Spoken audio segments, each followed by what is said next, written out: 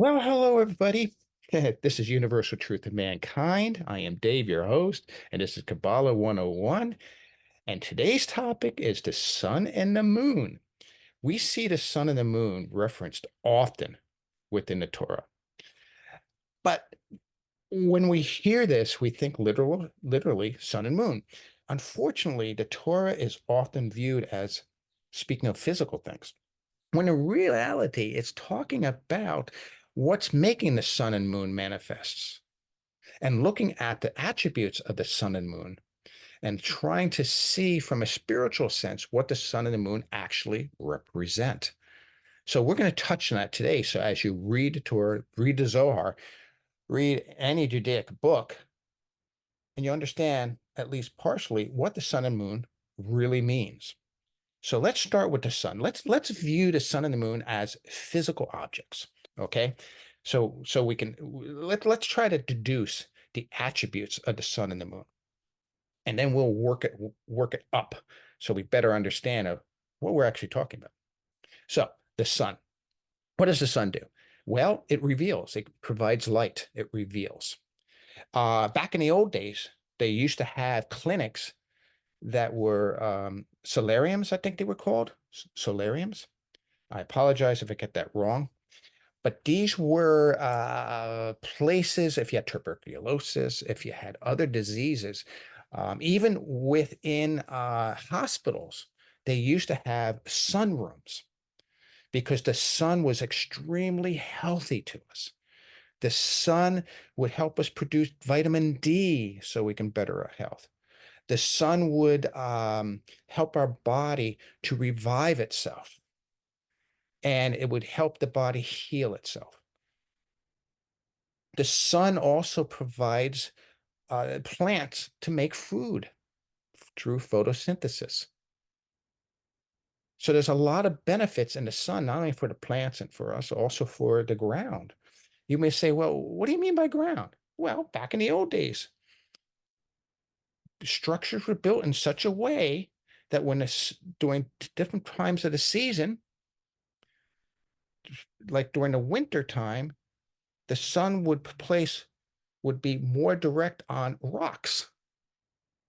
And then when the sun went down, the rocks radiated heat back into the living structure so that we would be warm during the night.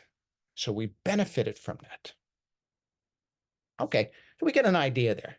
Wonderful things that we can't just say sun. You got to think about, what is the sun? What does it do? Okay, so now let's take a look at the moon. What's special about the moon? Well, the moon, when you want to plant seeds, you follow the moon for planting the seeds. You have crystals, frequencies from crystals, which are very healthy for us. Let's say rose quartz, for instance. You put it out in a full moon to recharge the frequency in it. So you get that frequency back out of it. So the moon reflects the light, the sunlight. It also creates the tides, which are very important. People don't realize that if we didn't have the moon, this planet would be essentially dead because the moon, with its tidal influences, makes a huge difference on this world and the living creatures that are within the plants, the animals, us. We all benefit from the moon. The fish, we all benefit from the moon and its gravitational pull. So, okay, we have an idea of the sun and the moon. So now, what are we actually talking about? Well, if you watched my video in the image of, you'll find out that the sun is associated with something called Zer Anpin. You can do your own study on Zer Anpin. I will do more studies on it in the future. I will work towards this. But it's a good thing to look for. And its association to the moon, the sun and the moon association. So it's Zer Anpin's association with Malkut and Malkut's association with Zer Anpin. So we are talking about a spiritual or about spiritual entities. Zeir Anpin's purpose is to give us light, is to sustain us, is to share with us. And with our participation and willingness, transform us into a more righteous person. And that is the purpose of Zeir Anpin. Zeir Anpin is to make us, with our agreement, become more righteous.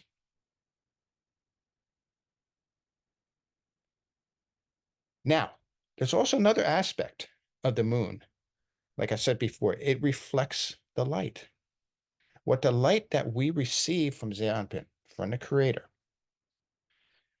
is meant to be reflected off of us to where? To the world. In other words, we are to receive willingly, and then we are to share that willingly with others. It's not about us alone. It's about us sharing with others. And that's what this sun and moon represent. So when it says the sun and the moon will be a testimony, will be a witness against you, it means you're not accepting the light and you're not sharing it. And you have no interest in becoming righteous, or at least progressing towards righteousness. That's what we're talking about. So as you read about the sun and moon, keep these ideas in mind and see if it brings more out of the scriptures that you're actually reading. Thank you so much. Shalom, everybody, and have a great week.